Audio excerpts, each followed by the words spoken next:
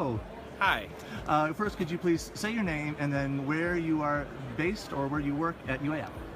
My name is Martin Harrild, and I work up at the Geophysical Institute at UAF, specifically in the West Ridge Research Building, doing remote sensing of volcanic eruptions. And that has a fun name. I love to say WERB. WERB, yeah.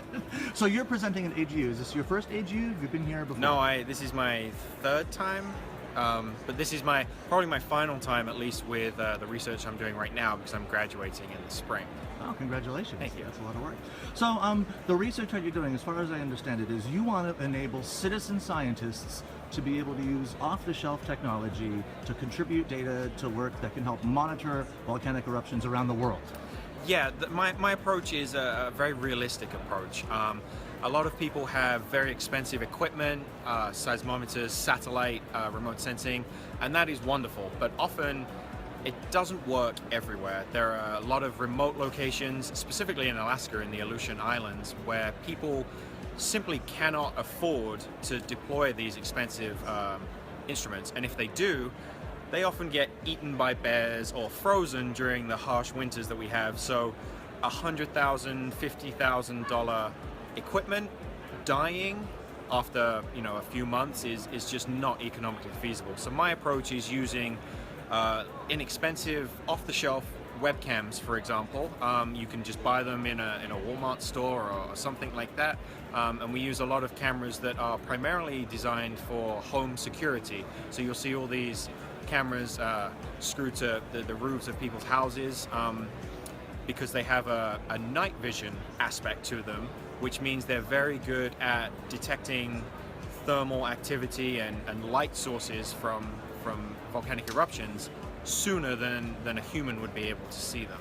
And this is for institutional research or for everyone to use, to contribute to the work that you do? Right now it's just institutional for my research, but the ultimate aim would be to have it in real time so that it's analyzing volcanoes around the world for eruptions that are happening, and we can host that, or I can send the script that I'm developing to other people so that you can share the cost of computational power, for example. And so it seems like one of the good things would be, as soon as you know an eruption is happening, you can sense it and let people know, don't fly your airplanes through here. Exactly. One of the biggest things in the modern day is air traffic. There are very few fatalities on the ground directly from volcanic eruptions these days. A lot of them are mud flows and pollution and things like that after the initial eruption has happened. But especially in the Aleutian Islands, over the Aleutian Islands, I should say, there's a lot of air traffic. And the biggest factor is economical. It costs millions of dollars to divert one plane around an ash plume, and if it encounters an ash plume, that's tens of millions, hundreds of millions of dollars to effectively replace the entire plane. So your work can help end those sort of things, hopefully. Hopefully end, at least help. So some eruptions in the Aleutians, they actually don't get detected by satellites, for example, because it's cloudy at that specific time.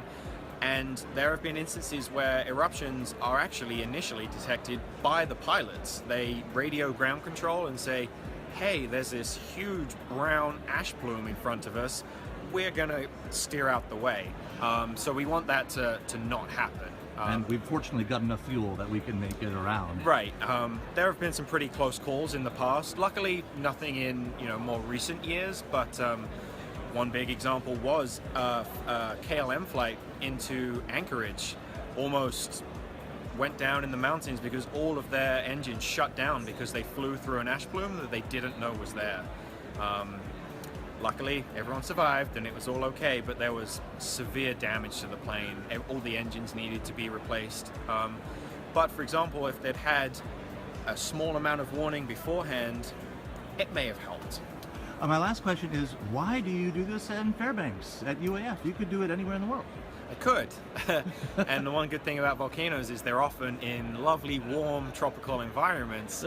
So choosing -40 in Fairbanks is specifically a crazy option. But the Geophysical Institute at UAF is world renowned. There's a lot of big names and a lot of equipment and a lot of funding, which always helps when you're trying to do research. You know, money controls everything. But yeah, the GI is very world renowned. So thank you very much for taking some time to talk to me.